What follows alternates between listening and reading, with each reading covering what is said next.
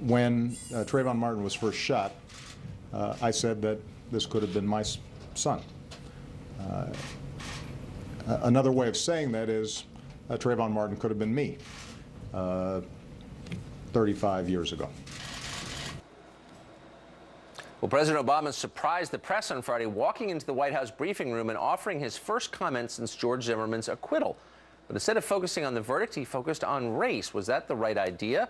Did it work? Let's bring in Kevin Jackson, author of The Big Black Lie. Kevin, thanks a lot for joining us on Fox and Friends. Did the president describe an America you recognize? Not at all, Tucker. You know, black people in America should have about as much interest in Obama's comments on this as they would in reruns of Hee Haw.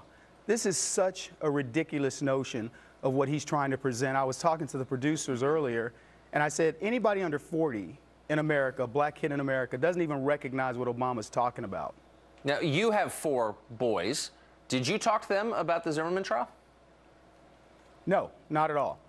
And the reason is, it would be like asking me, did I talk to them about the 40 or 50 or 70 people that were killed in Chicago, young black teens, since the verdict of Zimmerman. It's of no interest, not in the sense that I don't feel for the tragedies that have occurred, but we don't talk about that, you know, unless it just happens to come up. That trial was insignificant to us because it goes on. This is the type of thing that, quite frankly, happens in America.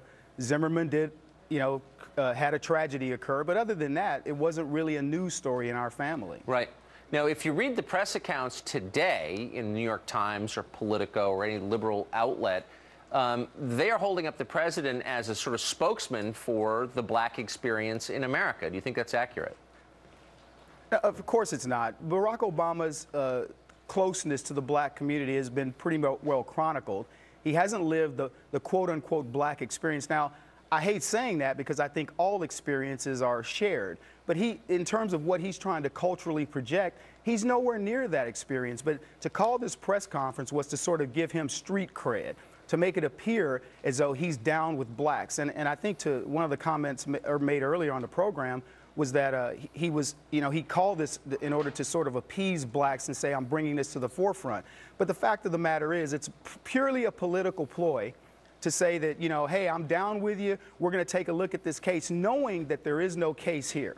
Right. Knowing that the Justice Department will not bring civil rights charges against George Zimmerman. Do you think, since the president's election 5 years ago, which was heralded as, you know, of course, a victory for a post-racial vision of the country, do you think race relations have gotten better or worse since then?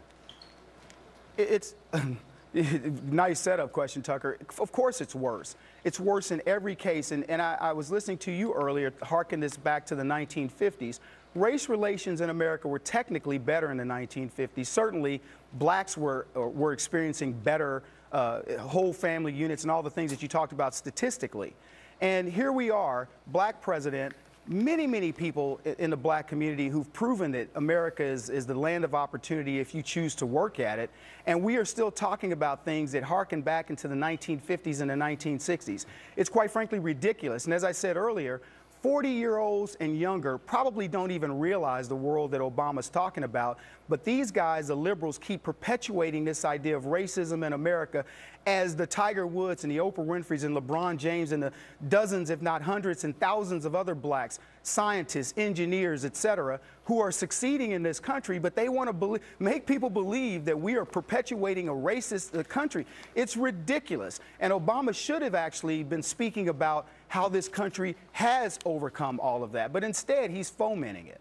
It's so interesting. I think even people who didn't vote for Obama, didn't agree with him, thought that his election really would begin a new conversation, the kind of conversation you just described. And yet it's so striking that we are sort of stuck in the same place we were, rhetorically anyway, when I was a kid. Yeah, you know, and it was funny because he makes, in his speech, he makes reference to this idea that, you know, we almost as if, forget the history that we've overcome. You know, when he talked about, for example, clicking of the doors and being followed in stores, and it's almost like he says, forget the actual facts that 3% of the blacks in this country are committing 50% of the crime. There's a reason why a lady clutches her purse. There's a reason why people lock their doors when they see a horde of young black teens coming from them. And oh, by the way, it's not just white people doing that. Black people do the same thing. Yep. So again, it's placating all these notions that you're delusional if you believe that crime, that you're going to get carjacked by a black kid. Yep. That's not delusion. That's reality. Kevin Jackson joining us from St. Louis. Really appreciate it. Thank you.